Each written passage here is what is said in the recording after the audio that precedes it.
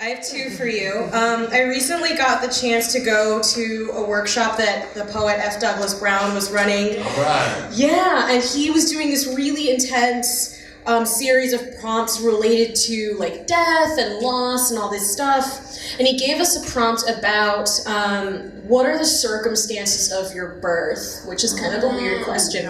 My mom was in labor with me for 13 hours. And she has not let go of those 13 hours for 24 years. She likes to remind me of them frequently. And she says I'll understand someday. And I'm sure I will, but until then, it's just painful. So this is my answer to the question, what are the circumstances of your birth? Eagles spread on the birthing table, feet turned skyward in stirrups. My mother looks the doctor in the eye, groans his epidural away. No medicine for me. I want an all-natural birth. She soaks the sheets in sweat, pearls her teeth in gritted scream, the baby sandpapering her womb full of blood.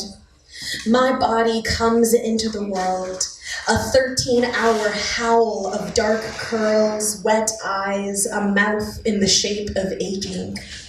When she holds me now, she remembers the bombing I am always becoming. This flesh, a wreckage of the woman she once was, the mom she will always have to be. I am never sure how much of me is daughter and how much of me is scream. When I touch my mother as she dreams, she quivers beneath my fingers. And I know, even in sleep, there can be no remedy for this birthing. My mother is always a woman, gutting oneself with another self, jack-o'-lanterning the soft pumpkin meat of her youth, swallowing the seeds down her throat like stones. I wonder if this is what keeps her up at night, a haunting of gravel in her belly, excavating itself again and again. Oh, baby, how you hurt me.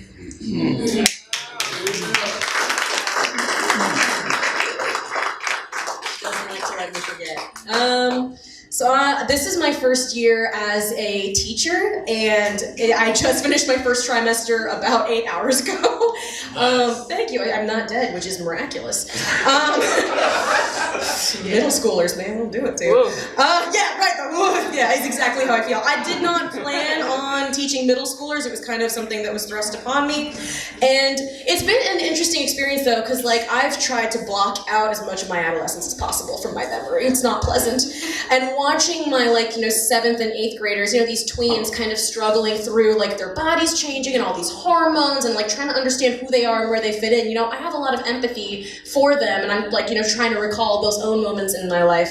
So this is a poem about a certain aspect of puberty.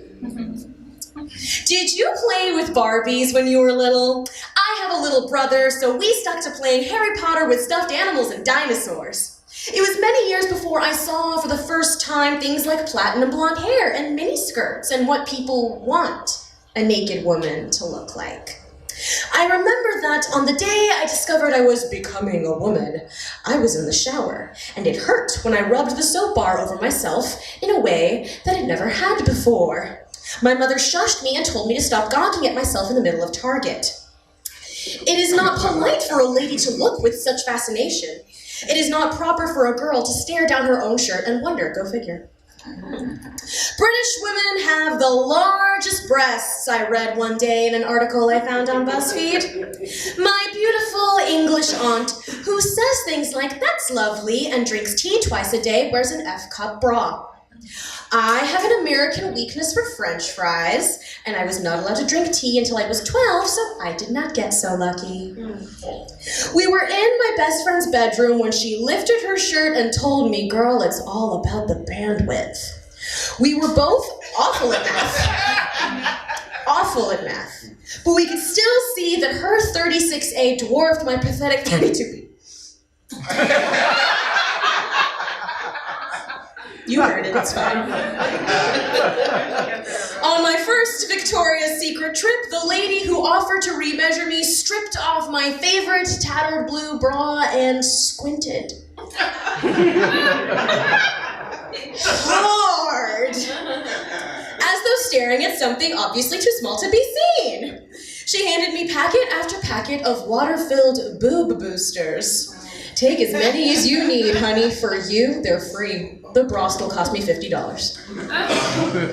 I showered completely naked with 2 other girls when we came back from the beach one day. In between sharing shampoo and giggling sprees, our breasts hung between us like fruit on trees, apples, watermelons, underripe kiwis.